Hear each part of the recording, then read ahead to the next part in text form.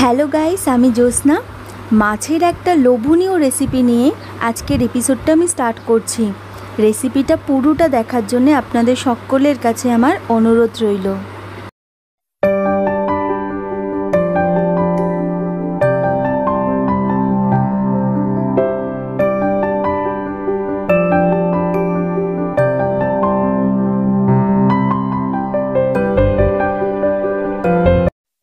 এই রেসিপির জন্য আমি কাতলা মাছ নিয়েছি।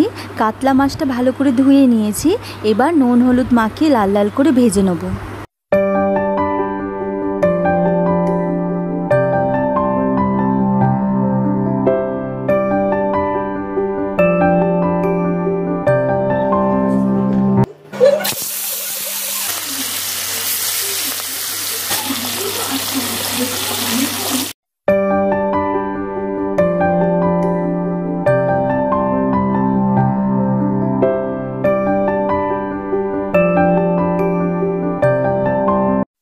এই মাছ ভাজা তেলের মধ্যেই আমি শুকনো লঙ্কা, গোটা গরম মশলার ফোড়ন দিয়ে এবার কুচনো পেঁয়াজ দিয়ে পেঁয়াজটা ভালো করে লাল লাল করে ফ্রাই করে নেব।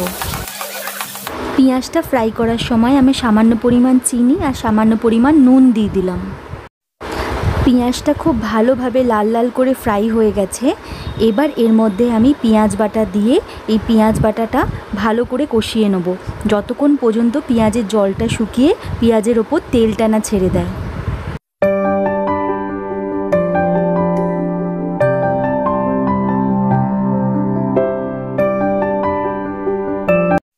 পেঁয়াজ বাটাটা খুব ভালো করে কষে গেছে।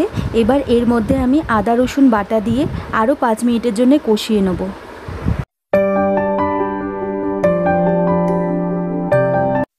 এবার এর মধ্যে টক দই দিয়ে টক দইয়ের সাথে মশলাটাকে ভালো করে কষিয়ে নিতে হবে, যাতে টক দইয়ের স্মেলটা চলে যায়। এবার এর মধ্যে কাশ্মীরি লঙ্কার গুঁড়ো দিয়ে ভালো করে মিক্স করে নিয়ে আমি এর মধ্যে কাজু বাদাম বাটা দিয়ে আরও 2 থেকে 3 মিনিটের জন্য মশলাটাকে কষিয়ে নেব।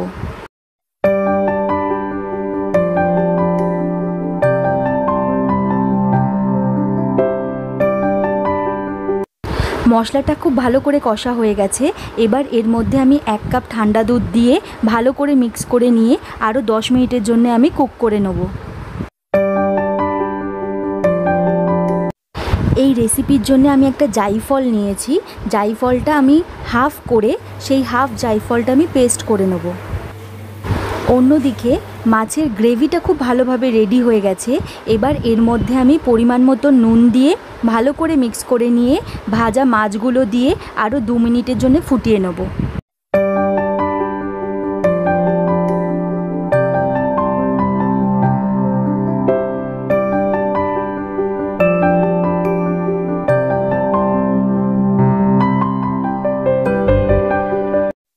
রেসিপিটা পুরোপুরিভাবে রেডি। এবার আমি ওপর থেকে ঘি আর জায়ফল বাটা দিয়ে কাতলা মাছের কোরমা পরিবেশন করব। মাছের কোরমা রেসিপিতে একদম শেষে যদি ঘি আর জায়ফল বাটা দিয়ে পরিবেশন করা হয় তাহলে এর স্বাদের তুলনা হয় না।